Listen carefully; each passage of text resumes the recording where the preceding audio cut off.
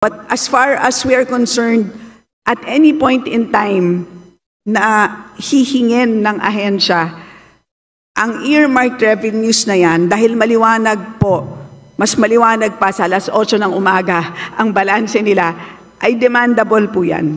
Madam Speaker, hindi nga po maliwanag sa tirik ng araw yung balanse. Alam mo yun.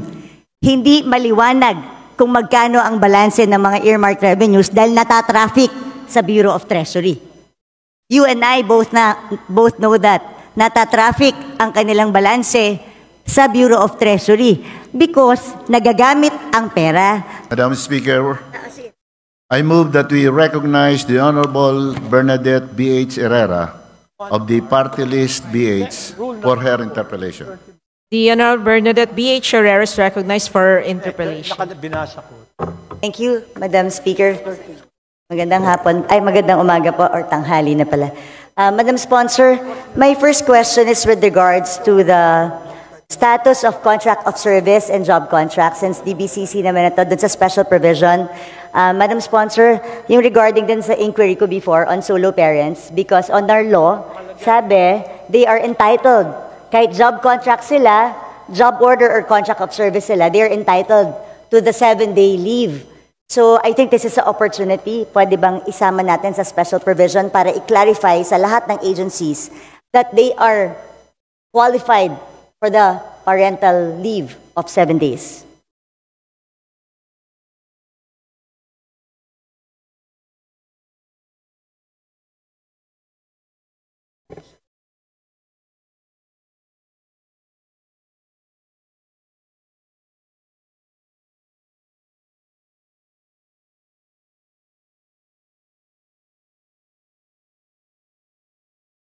Madam Speaker, umaandar po yung oras.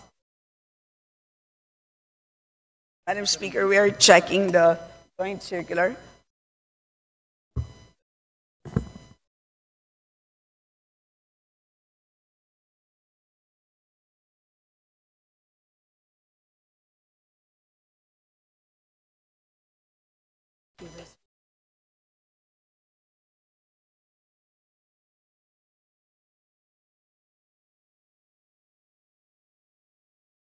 Madam Speaker. Madam Speaker, there's a joint circular and there's a joint circular number 1, series of 2017, issued June 15, 2017. And I will read to you one provision which could be a problem.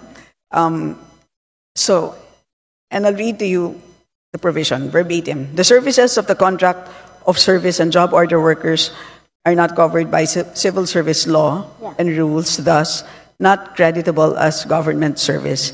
They do not enjoy the benefits enjoyed by government employees, such as leave, pera, rata, and 13th month pay. So that is what the DBM has told me, but if it is specific in the solo parents law, I will support you, Madam Speaker, Your Honor. Yes, Madam Speaker, because a mere joint memorandum circular isn't enough para may batas tayo, bagong pasa yung batas, mas latest yun, yung batas. So we have to follow that. That's why we have to put it in the special provision. I know that's what the problem is. Walang employee-employer relationship, si job order at saka si contract of service. But we should have thought of that before we passed the law. But we passed the law and signed by the President. So we have to honor the law. That is correct. I tend to agree with you. So definitely, hindi tayo papayag na a joint circular will trump the law. So paglalaban po natin yan, Madam Speaker. I will submit a proposal for a special provision so that all agencies, national government agencies, recognizes this. Even the DOJ during the IRR acknowledges, kasama sa batas siya eh. So dapat implement po natin para sa mga solo parents na job order and contract of service. Sige po, Madam Speaker. Ay, sorry. Could you kindly repeat? Yes. No, I will submit a special provision para to correct lang at magkaroon ng mandate yung mga departments to actually allow the solo parents na job order and contract of service. Pinasa natin yung batas eh, so we have to honor it. Do I have to read the special provision, Madam Speaker? Yes, if I may. you can, to put it Yeah. on record, Madam Speaker. Granting parental leave benefits to solo parents working in the government under job order or contract of service, pursuant to Section 7 of Republic Act Number 8972 as amended by Republic Act Number 11861, otherwise known as the Expanded Solo Parents Welfare Act, a forfeitable and non-cumulative parental leave of not more than 7 working days with pay every year shall be granted to any solo parent employee regardless of employment status who has rendered service or at least 6 months. This shall apply to those who are working in the public sector under job order or contract of service. Thank you, Madam Chair. Madam Speaker. Next question. So overall savings, I just noticed na after 2015, hindi na nagkaroon ng reporting. Then bumalik siya noong 2020 and 2021. Then afterwards, no more reporting again as to the overall savings of each department.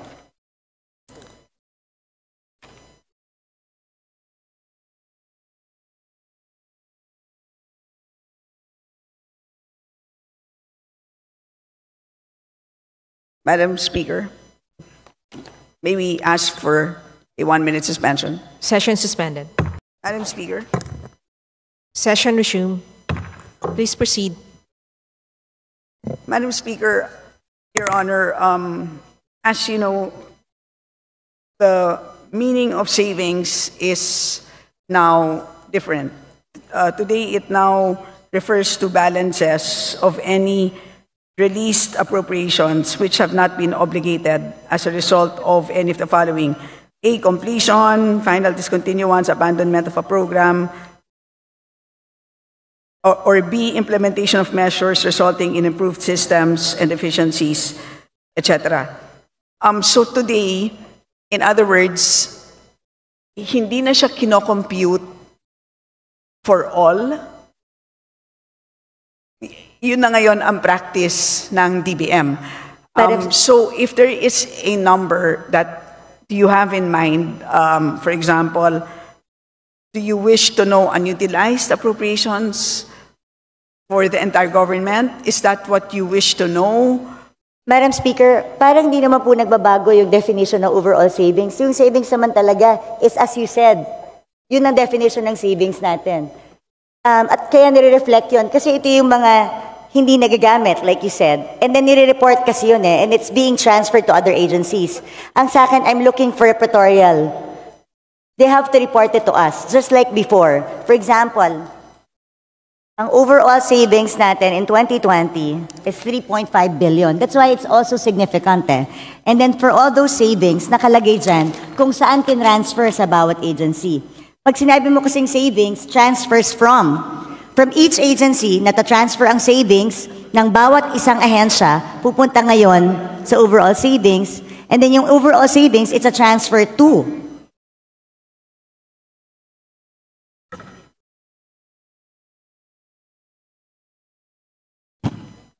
Madam Speaker, it can be provided, but they don't have the figures now. Madam Speaker, yun po yung point ko. Bakit nawawala yung report ng overall savings? Dapat nakikita po natin yon dito sa Kongreso kasi savings po yan na hindi na po alam ng Kongreso kung saan napupunta. And it's part of our obligation to know where these savings are.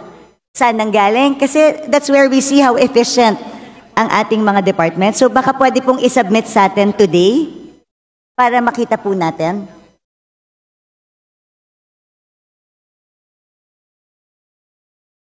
Ang pagkakaiba, Madam Speaker, today is that the agencies themselves use their own savings.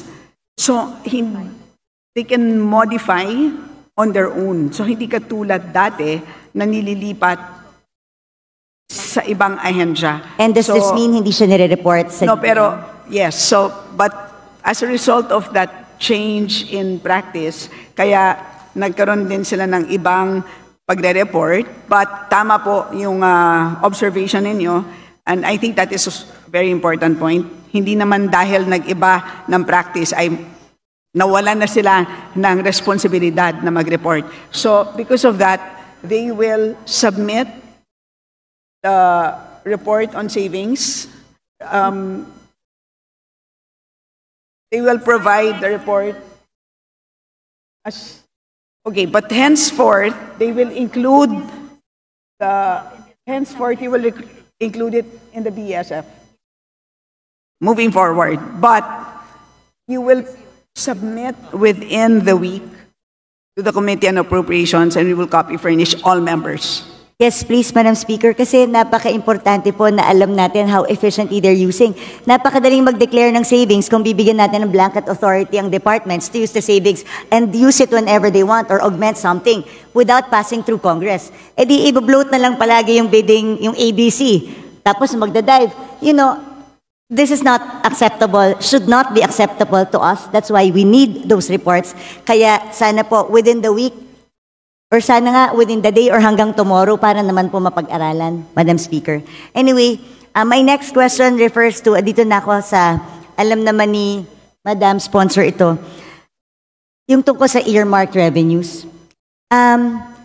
Madam Speaker, sa pagkakaintindi, can you define earmarked revenues through you, Madam Speaker?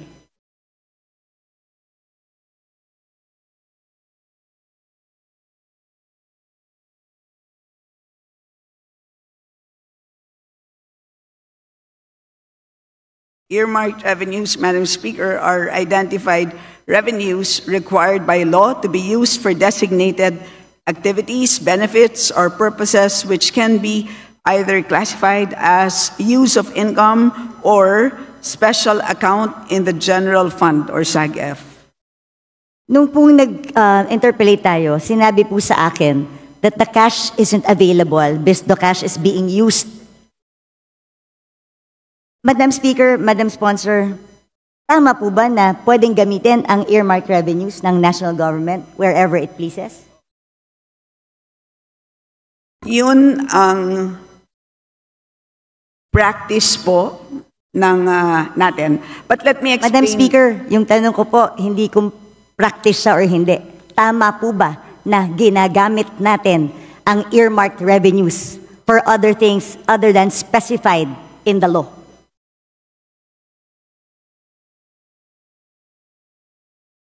Madam Speaker, if I may be allowed, Yes.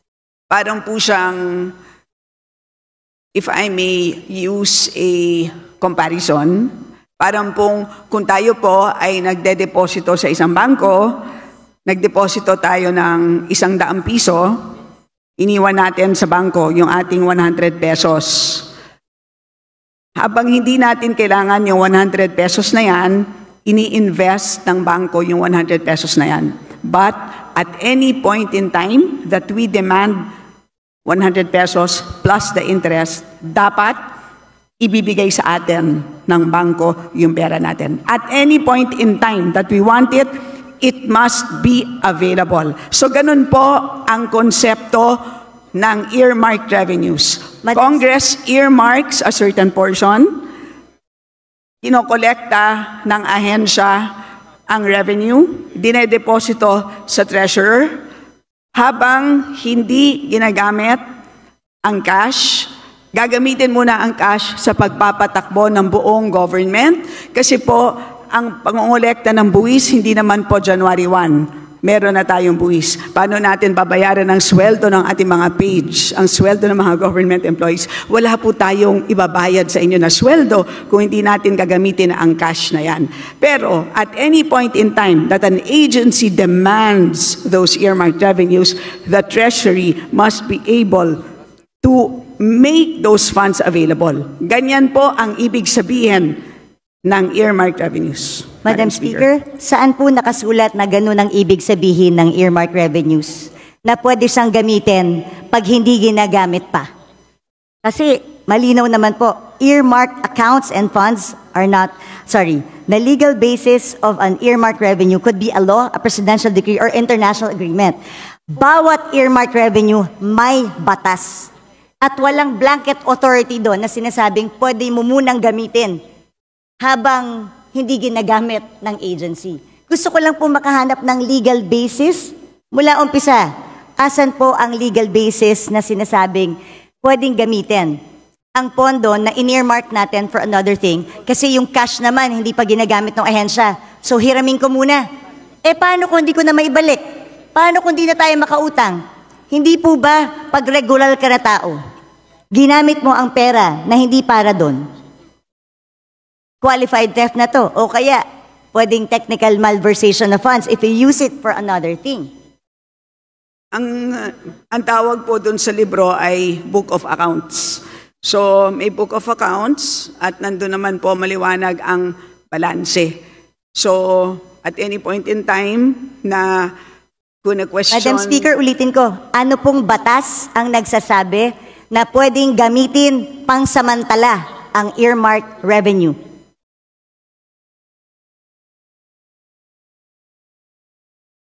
So, hindi po ginagamit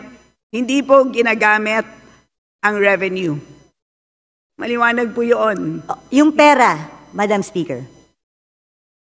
Saan po sinasabing batas na yung cash na nakolekta ng isang collecting agency para sa isang bagay na naka-earmark? Kaya po tayo nagpasa ng batas sa Kongreso. Gusto ko itong SUF para lamang sa free wifi. O meron na siyang 24 billion na cash na nakadeposito. Pero sabi nga, yung cash na to nawawala na kasi ginagamit siya habang hindi pa ginagamit ng free wifi. Hindi ko po talaga masettle sa utak ko kung paano pwedeng, kung ano, yun lang naman tinatanong ko, ano po bang batas ang nagsasabi? Yung cash na para sa free wifi, pwede munang hiramin ng national government para gastusin sa ibang bagay nang hindi nagpapaalam sa tamang or walang proper documentation.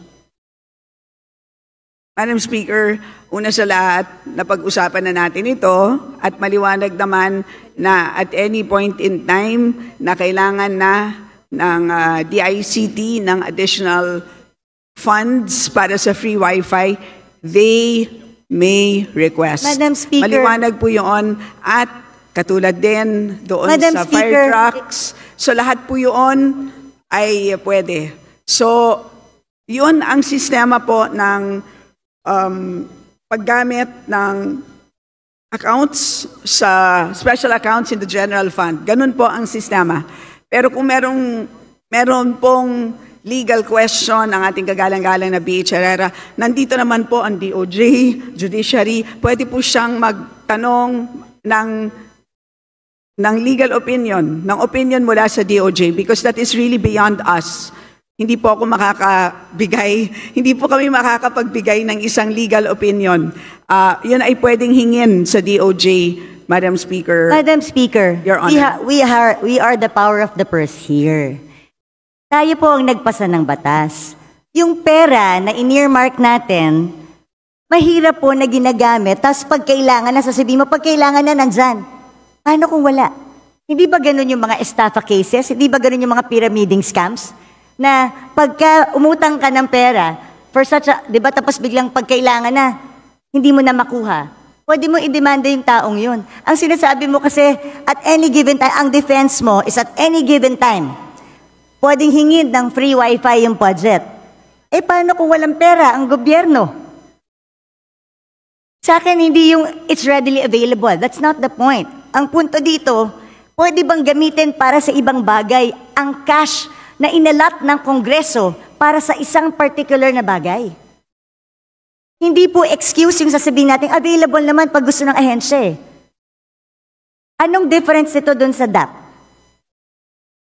Well, ang tawag po dito, Madam Speaker, ang tawag po dito ay cash management by the national government, and this is under Executive Order number 449. Yan po ang mandato ng ating National Treasury. So, kung meron pong legal question na gustong pang talakayin ang ating kagalang-galang na BH Herrera, ay pwede naman niyang itanong sa Supreme Court kung gusto niyang talakayin pa ito. But as far as we are concerned, at any point in time na hihingin ng ahensya ang earmarked revenues na yan, dahil maliwanag po, mas maliwanag pa sa alas 8 ng umaga, ang balanse nila, ay demandable po yan. Madam Speaker, hindi nga po maliwanag sa tirik ng araw yung balanse. Alam mo yun. Hindi maliwanag kung magkano ang balanse ng mga earmarked revenues dahil natatraffic sa Bureau of Treasury. You and I both know that. Natatraffic ang kanilang balanse sa Bureau of Treasury because nagagamit ang pera tapos naghihintay ngayon ng balancing or reconciliation. Madam Speaker, this is not a legal question. It is also a management of cash question. Dahil at the end of the day, nangungutang nga tayo dahil kulang yung pera natin eh. So paano kung biglang may magandang programa ang isang departamento? Can we assure them that there's cash? So bigla tayong we earmark this certain, ini-earmark natin ito sa bawat use niya.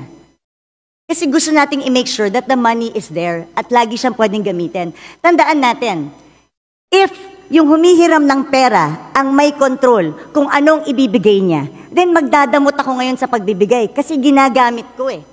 So they have the control eh. If you have the control, diba? Kunwari ikaw ang may control ng pera, kung ano ang pwede mong gamitin at hindi. Tapos may humihinging ahensya sa'yo. Kung ginagamit mo yung pera, hindi ka magiging generous sa ahensya ibigay kahit mayroon silang tamang programa. Kasi you're making use of the cash available. Maganda lahat yan, Madam Speaker. But again, ang end balance halimbawa as of June 30, 728.785 billion pesos. So malaking amount of funds. Isipin na lang po natin kung lahat po ito ay binagsak natin ngayon, lahat sa mga ahensya, sa totoo lang po, mabibilaukan silang lahat. Hindi nila kayang ma-absorb lahat ito. So may ganun din na problema. So that is actually part of the mandate of our National Treasury, part of the mandate of the DBM. Kailangan nilang i-manage yan. So they cannot just flood all of these agencies with cash. So yun po, that's how we understand the cash management mandate of these agencies, Madam Speaker. Madam Speaker, cash management does not mean gagastusin mo yung pera pag hindi ginagamit. There's a difference, Madam Speaker. I never said na i-flood natin ng agencies. I'm just simply saying you cannot use the money that's particularly earmarked for a certain project na sinaad natin sa batas. Pero again, I did not say na i-flood natin sila. But I'm saying, tama po ba na ginagamit natin yung pera na sinet aside ng isang batas na hindi pwedeng gamitin? Malinaw po ang batas. Bawat section, andito po yan, makapal po yan eh. Ilan ang earmarked revenues natin? Nakaspecify doon, nandun lang siya pwedeng gamitin. So Very again, specific. Alam ko po yung sinasabi niyong one fund concept. Do you know the history of one fund concept when it started, Madam Speaker, Madam Sponsor? what is the question? Yung one fund concept, because yan po yung sanina sinasabi niyo na ito yung cash management, may one fund concept, na yun ang sinasabi ng DOF na dun ginagamit. Kaya balikan natin yung history ng one fund concept. Ano ba ang pinanggalingan ng one fund concept, Madam Speaker, Madam Sponsor? Please enlighten the body, Madam Speaker. Galing po yun sa Presidential Decree 17, Presidential Decree pa yon during the time of President Marcos. Na lahat ng dormant accounts, yung mga off-budget accounts, yung mga lying around funds, yun ang pinagsama-sama.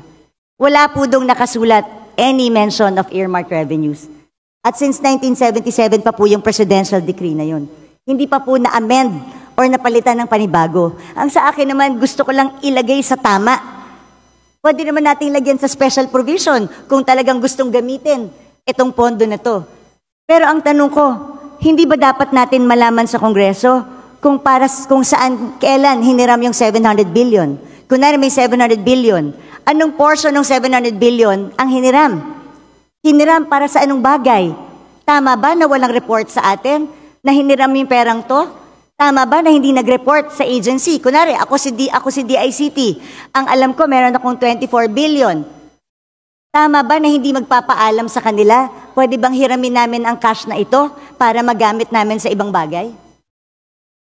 So, Madam Speaker, again, babalik po ako dun sa aking analogy earlier. Ang bangko niyo po ba, tuwing ini-invest yung 100 piso na dineposito ninyo, ay tinatawagan ba kayo para Ay, Madam Speaker, kung ako po ay hindi nag-authorize, pwede ko pong sabihin sa bangko, huwag niyong galawin itong certain portion na to. Because tandaan nyo, hindi mo pwedeng i-relate sa bangko to. Batas ito.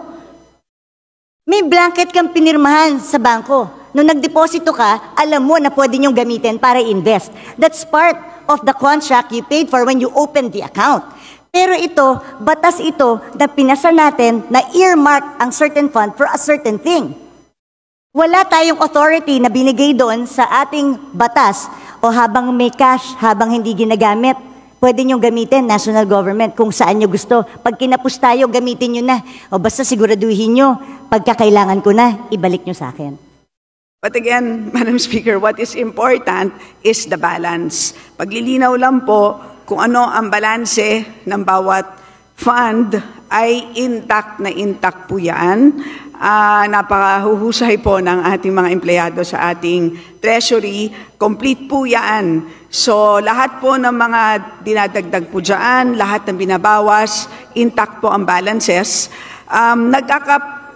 Issue lang po because we have a ceiling at every point in time. Today, ang hinaharap natin na ceiling is 6.352 trillion pesos. Can you imagine? Kung pinasok po natin itong 728 billion, mauubos yung 6.3 ng 728 billion ng in-earmark ng Kongreso.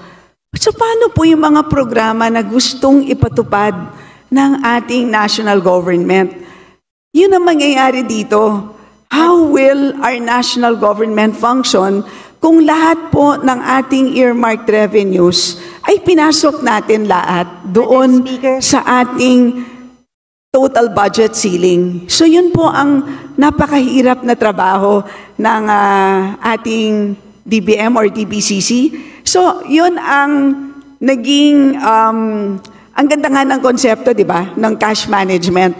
So that's what it is. So in other words, when you deposit money sa bangko, yung the exact 100 pesos, serial number 0001, hindi naman yun yung the exact bill na isasoli sa'yo once you make a withdrawal.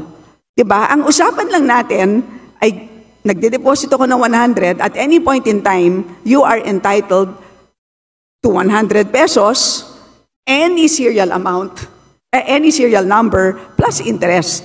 Diba? Yun naman po ang binabantayan natin. Madam It's the Speaker, same concept that we are using for cash management under the National Treasury, Madam Speaker. Madam And to Speaker, remind so you, with the same, Herrera, that you have 3 more Madam minutes. Speaker, with the same concept, paano yung mga nagsarang bangko? Dahil ginamit nila yung pera eh. Nag-overuse sila ng pera ng diniposito ko eh. So nung nag-withdraw ko, hindi na mabalik sa akin dahil nagsarado yung bangko eh. Like I said, Madam Speaker, again, I believe in the one fund concept, pero mag-amenda tayo ng batas. Isaayos natin. Ano ba sinasabi ko dito ever since all budget hearings? Sayang ang mga pondo sa earmark revenues, sayang ang mga pondo sa off-budget, sayang ang mga dormant accounts. Ilagay natin sa one fund concept, I agree. Pero let's pass a law. Let's amend the PD. Let's amend the presidential decree or magpasa tayo ng batas dito sa Kongreso if we really want to allow that.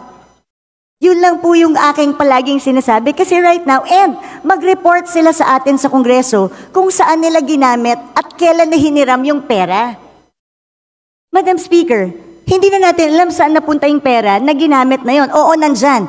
Pero nung hiniram nila, para kang nagsabi sa any empleyado, ito petty cash natin sa opisina. So ibig sabihin, kung meron akong petty cash dito sa opisina, kung merong mga ilangan sandali, ay hiramin ko lang sandali, ibabalik ko naman eh. Pag nabuko mo yung empleyado mo, is it acceptable? Kung kunwari, nagbigay ka ng pera specific sa iyong staff, para dyan lang yan. Tapos hiniram ng staff mo, hiramin ko lang naman eh, ibabalik ko rin ha. Is that okay? Does it make it okay?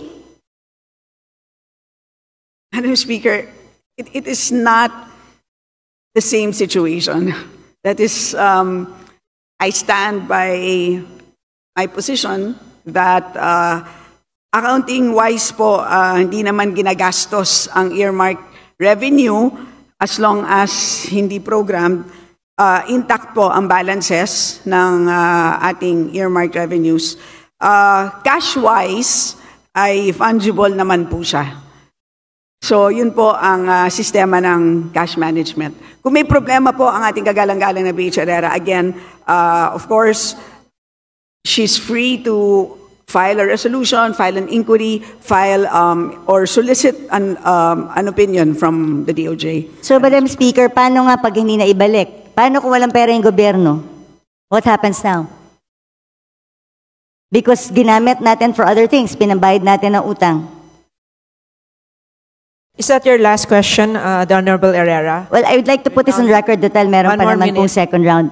While the earmark revenues may be pooled to the general fund under the one concept, the fact that these are not readily available cash resources but an obligation suggests a shift from the one fund concept to misappropriation.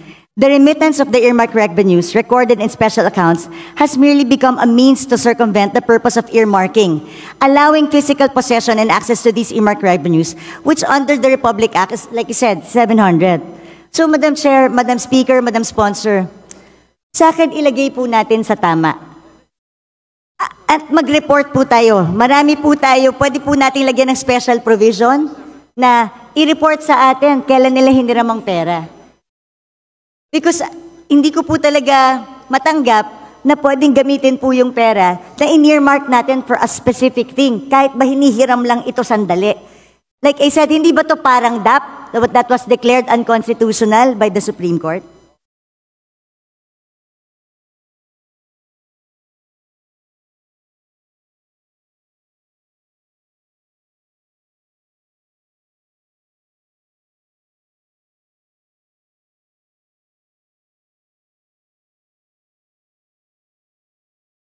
To the Honorable Stella, your final statement to the last queries of the Honorable Herrera. Yes, Madam Speaker, thank you for sharing your thoughts on the matter. I have exhausted my opinion on this. As I said, there's the DOJ, perhaps, who can weigh in on this, and the rest of the members on the matter. Majority Leader. Madam Speaker, basahin ko lang po itong Section 37 ng PD 1177. It states that even the presidential decree of the one fund concept does not even allow it. It says here, all monies appropriated for functions, activities, projects, and programs shall be available solely for specific purposes for which these are appropriated. Even the presidential decree na pinapapool lahat sa one fund concept, exception yung naka-appropriate for a specific thing.